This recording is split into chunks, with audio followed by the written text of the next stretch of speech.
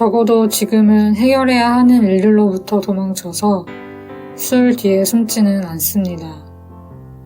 술잔을 잡지 않는다면 손도 못 댈 것 같은 문제들도 어떤 방식으로든 관리해 나가면서 살아가게 되는 것 같습니다.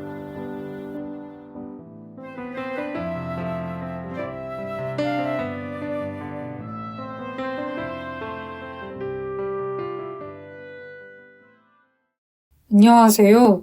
저는 AA 모임을 다니며 7년째 단주 중인 알코올 중독자 손입니다.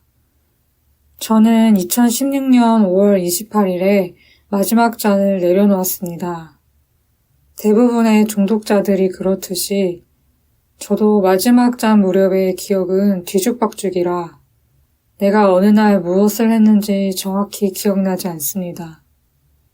이때의 기억들은 뚝뚝 끊어져 있고 사진처럼 특정한 순간의 이미지들만 남아 있습니다. 그래도 마지막 잔을 놓은 그 날짜만큼은 똑똑히 기억하고 있습니다. 왜냐하면 그날은 저의 처음이자 마지막인 병원 입원 날짜가 되었기 때문입니다. 당시 저는 휴학 중인 대학생이었습니다. 타고나기를 예민했던 저는 20살에 본격적으로 술을 마시기 시작하면서부터 점차 술에 의존하기 시작했습니다. 사람들이랑 기분 좋게 어울리려고 마시던 술은 어느새 스트레스 해소 수단이 되었습니다. 나아가 나의 문제나 괴로운 감정을 회피하기 위한 수단이 되었습니다. 그러다 보니 빠르게 중독이 되어 제대로 술을 마신 지 2년이 좀 넘어서는 삶을 수습할 수 없는 지경에 이르렀습니다. 대학 1학년 때에도 불안정하고 우울증에 시달렸지만 그때에는 술이 사회적 윤활유 정도로 여겨져 큰 문제는 아니었습니다. 그러나 혼자 술을 마시기 시작한 2학년부터는 점점 술을 모든 문제의 해결책으로 여겼고 이상 행동을 보이기 시작했습니다. 3학년 때는 자취를 시작했고 이제 가족들 눈치 볼 것도 없겠다 싶어 고삐가 풀린 저는 거의 매일 저녁마다 술을 마셨습니다. 수업을 들을 상태가 아니었기에 학사 경고를 받을까 염려되어 중도 휴학을 했습니다. 정신을 잃을 정도로 술을 마시면서 소리를 지르고 울고 난리를 치고 다음날 눈을 뜨면 지난밤의 각종 사고들을 무시하려 애쓰다 이내 자괴감에 빠지고 마는 것이 일상이었습니다. 그리고 이 난동은 가장 가까운 사람들부터 지치게 만들었습니다.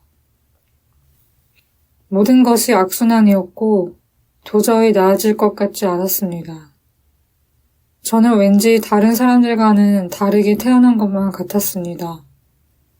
남들은 다 가지고 있는 그럭저럭 버티는 능력이 저에게는 없는 것처럼 보였습니다.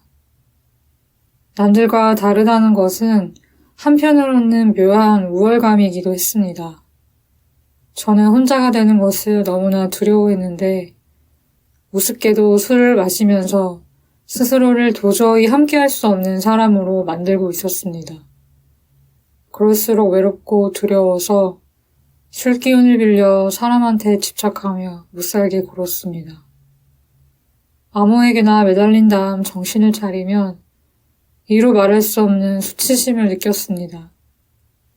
타인의 인정을 갈구하며 원하는 만큼 학업에서 성취감을 느낄 수 없어 술을 마셨고 술을 마시니까 작은 것도 성취할 수 없었습니다.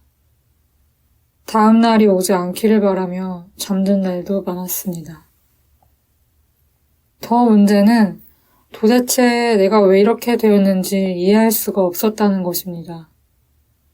저는 평범한 가정에서 평범한 부모님에게 보통 아이들처럼 사랑을 받고 자랐습니다. 경제적인 문제도 없었고 어디서 맞거나 따돌림을 당하지도 않았습니다. 제가 살면서 겪어온 문제들은 누구든 살아가면서 겪는 보통의 문제들이었습니다. 그렇지만 저는 그 문제들에 압도되어 엄청난 피해의식에 사로잡혀 있었습니다. 이 지경으로 술을 마실 만한 이유가 있어야 할 것 같아 거짓으로 눈물겨운 사연들을 만들어내기도 했습니다. 하지만 사실 별 이유가 없다는 것을 아는 저는 너무 혼란스러웠습니다. 5월은 학교 축제 기간이었습니다. 축제에서 술을 마시고 취해 또 수습할 수 없는 사고들을 치고는 본가로 기어들어와 며칠간 머무르고 있었습니다. 본가에 와서도 계속 술을 마셨는데 결국은 죽겠다고 식칼을 들고 쏘를 하다가 부모님이 부른 구급차에 묶여 병원으로 끌려오게 되었습니다.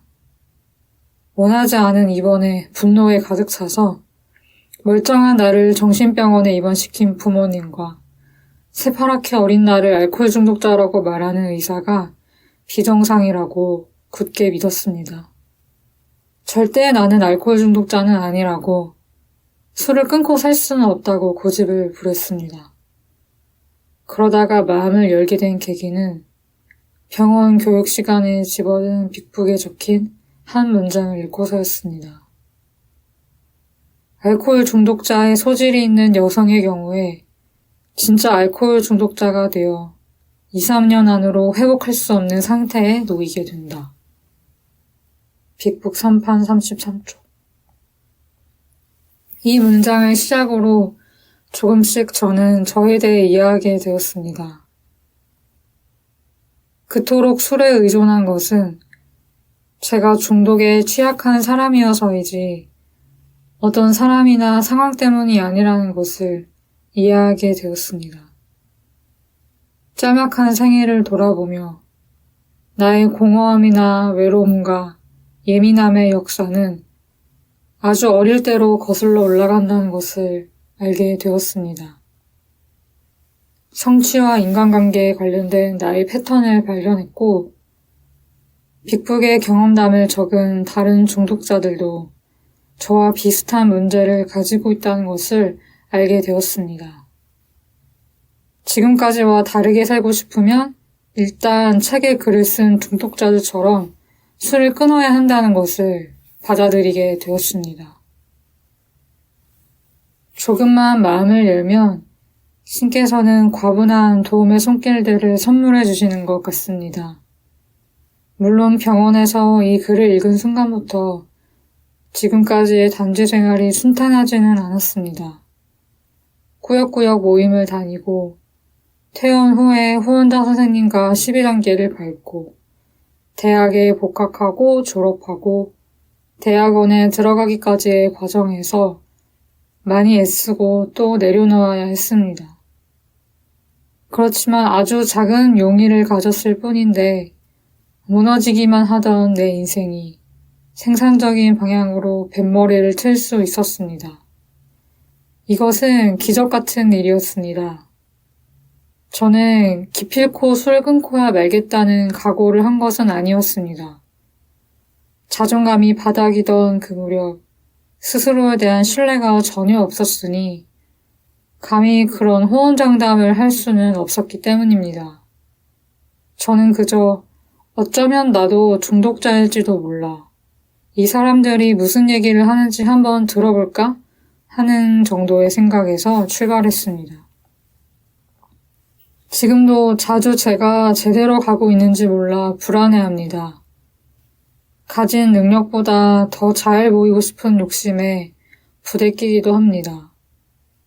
만족할 줄 몰라 종종 고통스럽지만 적어도 지금은 해결해야 하는 일들로부터 도망쳐서 술 뒤에 숨지는 않습니다. 술잔을 잡지 않는다면 손도 못 댈 것 같은 문제들도 어떤 방식으로든 관리해 나가면서 살아가게 되는 것 같습니다. 비슷한 고통을 겪은 중독자들과 함께하며 너무 많은 도움을 받았고 작게나마 도울 수 있는 일들을 도우며 지내고 있습니다. 과거를 생각하면 지금의 삶은 선물이나 다름없으니 감사할 뿐입니다. 들어주셔서 감사합니다.